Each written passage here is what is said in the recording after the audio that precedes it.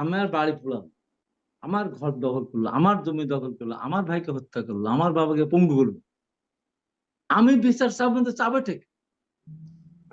যাদের গায়ে বাতাস পর্যন্ত লাগে না, এই যে এখন যারা সরকারে আছে, এরা কোন টিয়ারশেল ঝাঁস কেমন এটাকে জানে?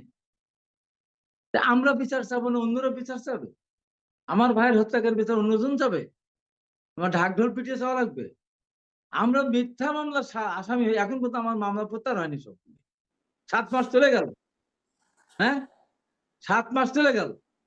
এই আন্দোলন করতে গিয়ে আমাদের কত 5-7 হাজার লোক অ্যারেস্ট হলো, মামলা হলো, সে মামলা তো প্রত্যাহার হলো। আমার নিজের আপন ভাইকে আমাকে না পেয়ে খুঁজে তছনছ করার পর, এর আগের বছর র্যাব ধরেছিল নির্বাচনের আগে, তাকে প্রত্যেক দিন ইলেকট্রিক শক দিত, প্রত্যেকদিন পিটাতো, প্রত্যেকদিন নিয়ে আত্মীয় স্বজনের যেখান থেকে বাড়িঘর সেখান থেকে প্রত্যেকদিন নিয়ে যেত, রাতের বেলা পিটায় আবার ইলেকট্রিক শক দিয়ে বলতো আমাকে পাবে কোথায়। তো এই যে যারা সরকার চালাচ্ছে তাদেরকে জানে ইলেকট্রিক শক কেমন লাগে। এই যে বলে 2013 সাল থেকে আমরা ভাবছি গণভোট, তাহলে এটা চিন্তা, এটা কথা বললে মানুষ আসবে না? যারা 2013 সাল থেকে গণভোটের চিন্তা করতেছে, 14 সালে 153টা আসনে বিনা ভোটে নির্বাচিত সরকার হয়ে গেল ভোট ছাড়া, মিছিল তো করতে দেখলেন না, প্রতিবাদ, গণভোট তো পরের কথা, যেন এটা হয় না, এটা হতে পারে না। 2018 রাতের বেলা ভোট হয়ে গেল, 100% ভোট হয়ে গেল। একদিন তো স্লোগান দিয়ে দেখছিলাম না রাস্তায়, 100% ভোট হতে পারে না। আজকে কত সংস্কারের কথা আসছে, আমি তো নিজে পারতেছিলাম, আমাকে গুলি করা হলো, আমার গুলি লাগে না, পরে কোপানো হলো, ক্ষত বিক্ষত করলো, আমি হেলিকপ্টারে ঈশ্বরী দিয়ে আমি ঢাকায় গেছি, রাতের বেলা ভোট হয়ে গেছে। কই প্রতিদিন দেখলাম না তো। যারা গণপরিষদ চিন্তা করতে, দেশ নিয়ে চিন্তা করতেছে, আর মিছিল তো করতে দেখলাম না, এই ভোট হয় না, রাতের ভোট মানি না বলেছে, বলে নাই। 2024 সালের 7ই জানুয়ারি বলেছে, বলো।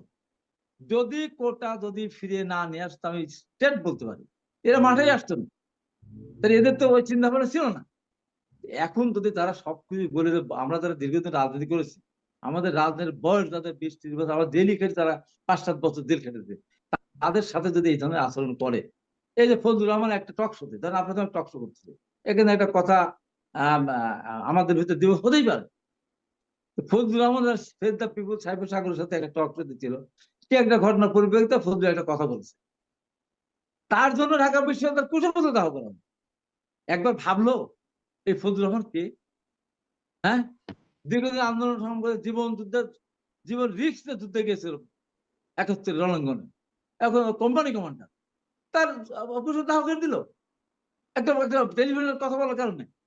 আমাকে যেমন টেলিভিশনের টক শোতে কথা বলার কারণে আমাকে 2015 সালে 12 জানুয়ারি ধরে নিয়ে আসলো, সেই মামলা আমাকে প্রথম সাজা দিয়েছে।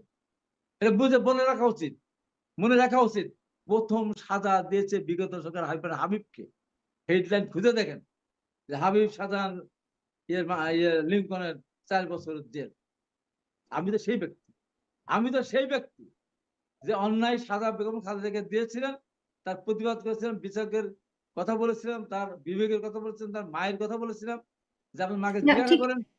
হাবিবুর রহমান হাবিব, জি, আমরা আমরা জানি আপনাদের বিরুদ্ধে যে মামলা হয়েছে, আপনারা অনেক নিপীড়নের শিকার হয়েছেন, সেটা জানি, সেটা সামান্তাও কিন্তু এই কথাটা বলেছে, কিন্তু আমাদের তারা কিন্তু একেবারে বলে যাচ্ছে, যা ইচ্ছে মুখে বলে যাচ্ছে, এমন হুঙ্কার দেয় যে নির্বাচনের কথা মুখে আনা যাবে না। রে মালিক হয়ে গেছে, নির্বাচনের কথা মুখে আনা যাবে না। নির্বাচনের কথা বললে আমরা রাজাকার, নির্বাচনের কথা বললে আমরা দেশদ্রোহী, নির্বাচন আমরা রাষ্ট্রদ্রোহী, নির্বাচনের কথা বললে আমরা আওয়ামী লীগের দালাল। এগুলো মানা যায়? এগুলো মেনে নেওয়ার জিনিস?